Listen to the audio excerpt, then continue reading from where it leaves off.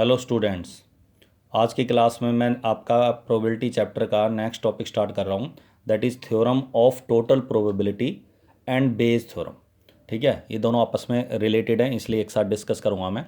Actually total probability या Bayes theorem कब लगती है, कब अप्लाई करते हैं? जब एक सैम्पल स्पेस हमें गिवन होगा, उस सैम्पल स्पेस के हमने दो पार्टीशन कर रखे होंगे, दो पार्टीशन होंगे। ठीक है, एक सैम्पल स्पेस के दो पार्टीशन होंगे या दो से ज़्यादा पार्टीशन होंगे, दो होंगे या तीन होंगे, चार होंगे। जैसे इस एग्जांपल में चार पार्टीशन कर रखे हैं मैंने सैम्पल स्पेस के।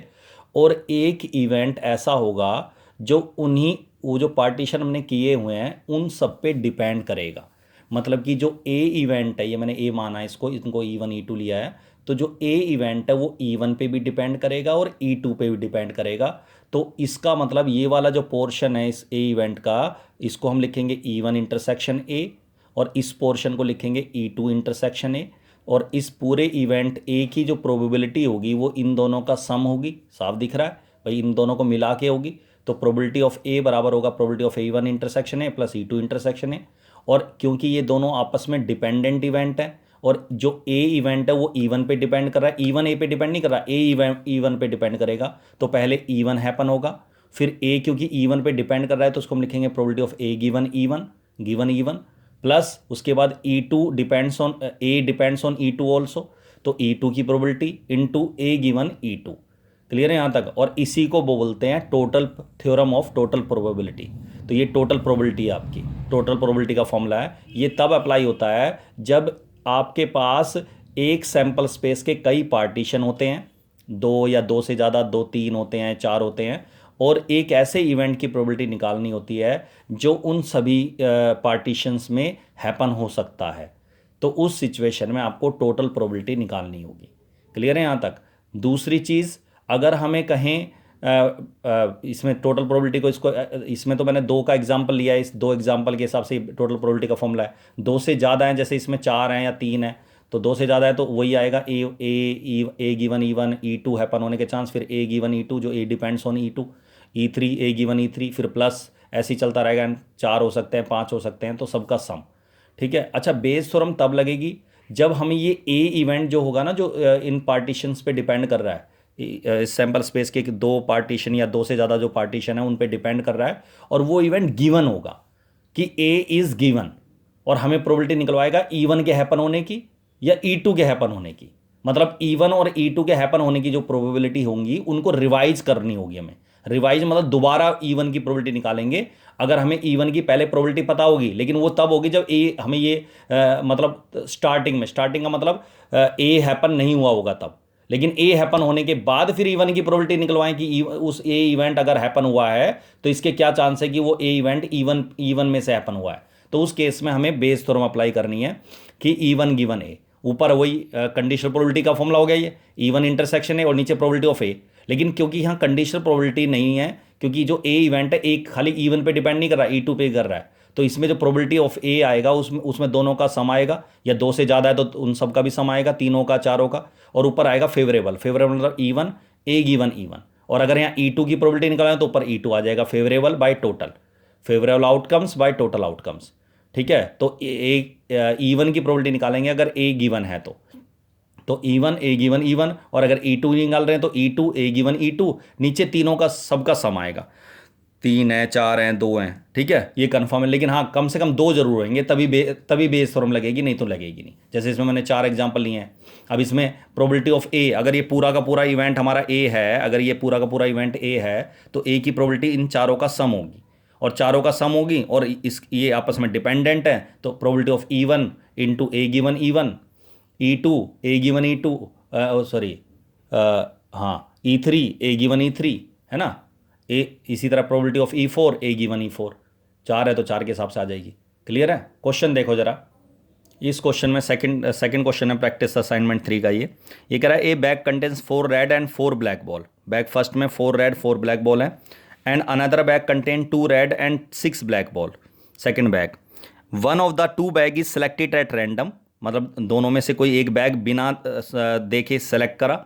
ठीक है। And A ball is drawn from the bag, उसके बाद एक बॉल निकाली किसी जो सिलेक्टेड बैग है, अब हो सकता है पहला बैग सेलेक्ट करा, हो सकता है सेकंड बैग सेलेक्ट करे, कौन सा करें ये नहीं गिवन है कि कौन सा बैग से एक बॉल निकाली है, बस ये कह रहा है एक बॉल निकाल ली फ्रॉम द बैग और which is found to be red, जो रेड पाई गई, इट इज गिवन दैट वो जो बॉल निकली है which is found to be red, find the probability that the ball is drawn from the first bag, इसके chance बताने की पहले बैग से वो बॉल निकली है। एक्चुअली बेस थ्योरम इस क्वेश्चन में क्यों लग रही है, वो इसीलिए लग रही है कि एक इवेंट गिवन है कि रेड बॉल निकली है। अब देखो देखो इसमें बेस थ्योरम को समझो।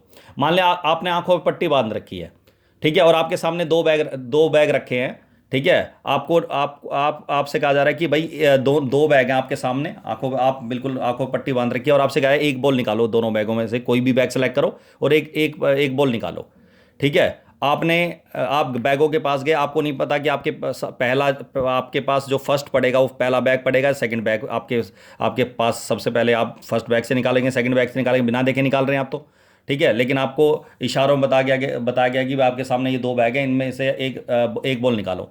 अब आपने बिना देखे, आंखों पर पट्टी बंधी हुई है, बिना देखे एक बॉल निकाल ली। अब ये भी नहीं पता आपको किस बैग से निकाली है, पहले से निकाली, दूसरे से निकाली है, एक बॉल निकाल ली, फिर उसके बाद आपके पास पट्टी खोल दी गई, तो आपने देखा कि वो रेड बॉल है। अब आपसे ये कहा जा रहा है कि इसके चांस बताओ कि वो पहले बैग से निकली है। तो आप क्या कहोगे, मुझे क्या पता पहले बैग से निकली है दूसरे बैग से निकली है, तो आप क्या कहोगे, चांस बताओ कि वो पहले बैग से निकलने के क्या चांस है, फर्स्ट बैग से निकलने के क्या चांस है। तो यही हम फाइंड कर रहे हैं, इसीलिए बेस थ्योरम बन रही है। तो कि जो रेड बॉल है, जो गिवन इवेंट है, वो दो पे ही डिपेंड कर रही है, एक से ज्यादा पे डिपेंड कर रही है, और इसीलिए बेस थ्योरम का क्वेश्चन है ये। तो हमें सबसे पहले बैग सेलेक्ट करना है, तो हम लिखेंगे E1 is the event of selecting bag first, E2 is the event of selecting bag second, ठीक है, और A is the event of selecting A red ball, एक रेड बॉल, ये नहीं लिखना from first bag from second bag, ठीक है। अब पहला बैग अगर हमें देता है कि पहले बैग और सेकंड बैग के सेलेक्ट करने के अलग अलग चांसेस देता है, अलग अलग चांसेस देता है, तो हम वो मान के चलेंगे। और अगर हमें कुछ नहीं देता है तो हम ये मान के चलेंगे कि दोनों बैगों के सेलेक्ट करने के जो चांस है वो इक्वल है। इक्वल होने का मतलब पहले बैग के सेलेक्ट करने के चांस 1/2 होंगे, दूसरे के भी 1/2 होंगे। और अगर यहाँ 3 बैग होते तो मैं ये मान के चलता 1/3 1/3 1/3, तो प्रोबेबिलिटी ऑफ E1 और E2 दोनों की प्रोबेबिलिटी 1/2 के बराबर होगी। और इन प्रोबेबिलिटी को बोलते हैं प्रायरी प्रोबेबिलिटी। प्रायरी प्रोबेबिलिटी मतलब ये आपको स्टार्टिंग में गिवन प्रोबेबिलिटी होती है ये, ठीक है। आप आराम से इनको फाइंड कर सकते हो कि पहले बैग के सेलेक्ट करने के चांस कितने हैं, सेकंड बैग के सेलेक्ट करने के चांस क्या हैं। कई बार बैगों को सेलेक्ट करने के चांस हम डाई या कॉइन टॉस करने पे निकालते हैं। जैसे एक डाई थ्रो करी, अगर 6 आया तो पहला बैग सेलेक्ट करेंगे, और 6 नहीं आया तो सेकंड बैग सेलेक्ट होगा, तो वो भी रैंडम एक्सपेरिमेंट है। तो अगर हमने डाई 6 आता है तो उसके चांस है 1/6, तो पहले बैग के सेलेक्ट करने के चांस 1/6 होंगे और सेकंड बैग के सेलेक्ट करने के चांस होंगे 5/6। तो ऐसे भी डिसाइड हो जाती है बैगों को सेलेक्ट करने की प्रोबेबिलिटी। लेकिन अगर कुछ ना दे कहे तो हम बराबर इक्वल मान के चलेंगे, तो 1/2 1/2 होगी। उसके बाद पहले बैग से एक रेड बॉल निकालने की प्रोबेबिलिटी होगी जी। अगर मैं ये मान के चलूँ कि मैंने पहला बैग सेलेक्ट करा होगा तो उसमें से एक रेड बॉल, ए की प्रोबेबिलिटी क्या होगी, 1 रेड बॉल की 4/8, क्योंकि एक ही बॉल निकालने तो सीधा लिख देते हैं डिवाइड करके। सेकंड बैग सेलेक्ट करने के बाद उसमें से एक रेड बॉल निकालने की प्रोबेबिलिटी होगी 2/8, है ना। अब हमें पता है, अगर मैं तुमसे कहूं कि अगर ये गिवन है कि रेड बॉल निकल चुकी है और इसकी प्रोबेबिलिटी निकालनी है कि भैया वो जो रेड बॉल निकली है वो पहले बैग से निकलने के चांस बताओ, तो ऊपर लिखेंगे फेवरेबल आउटकम्स, पहले बैग से रेड बॉल निकालने के चांसेस, और नीचे लिखेंगे दोनों चांसेस, दोनों मतलब पहले बैग से रेड बॉल निकलने के चांसेस और दूसरे बैग को सेलेक्ट करके उसमें से रेड बॉल निकालने के चांसेस। तो ऊपर आएगा probability of E1, A given E1, और नीचे आएगा E1 के साथ ए गिवन E1, और यहाँ आ जाएगा E2 ए गिवन E2। तो इसकी प्रोबेबिलिटी ऑफ E1 की प्रोबेबिलिटी है जी 1/2, ए गिवन E2 की 4/8, इसके बाद 1/2 इंटू 4/8 और दूसरे 1/2 इंटू 2/8, इनकी प्रोबेबिलिटी लिख दीजिए, ठीक है। 1/2 इंटू इनको जोड़ोगे तो 3/8 आएगा ये। तो ये ऊपर आ गया जी 4/16, और नीचे आगे इंटू करेंगे तो 8/3, 8 से 16 कैंसिल हो गया 2 से 4 कैंसिल हो गया 2/3, इसका आंसर आ गया। तो ये आपकी बेस थ्योरम इसलिए लगा, इसमें बेस थ्योरम का क्वेश्चन इसलिए बनाइए क्योंकि इसमें एक इवेंट गिवन था, ए रेड बॉल निकल चुकी है, और हमें ये निकालना था कि वो रेड बॉल जो निकली है पहले बैग से निकली है। मतलब कि पहले बैग के सेलेक्ट करने के चांस हमें पता थे पहले ही 1/2 है, लेकिन इसको हमने रिवाइज करा, E1 की दोबारा प्रोबेबिलिटी निकाली। रिवाइज करने का मतलब है कि अगर हमें ये पता चल गया कि ये एक इवेंट गिवन हो चुका है, गिवन है, उसके बाद E1 की प्रोबेबिलिटी क्या होगी, मतलब रेड बॉल अगर निकल चुकी हो तो उस रेड बॉल के पहले बैग को सेलेक्ट करने के चांसेस क्या होंगे, उस रेड बॉल के पहले बैग से निकलने के चांस क्या होंगे। तो इसको बोलते हैं पोस्टीरियर प्रोबेबिलिटी या रिवाइज प्रोबेबिलिटी, ठीक है, E1 E2, और याद रखना probability of E1 plus probability of E2 या E3 है तो E3 के जो सम होगा 1 होगा, हमेशा याद रखना। जो प्रायरी प्रोबेबिलिटी होती है जितनी भी, उन सब का सम जो होता है 1 होता है। हाँ, इनका सम 1 भी हो सकता है, अलग अलग भी हो सकता है। अब जैसे इनका सम 1 नहीं है ना, दोनों को जोड़ेंगे कंडीशनल। अच्छा, टोटल प्रोबेबिलिटी कब लगती इसी क्वेश्चन में?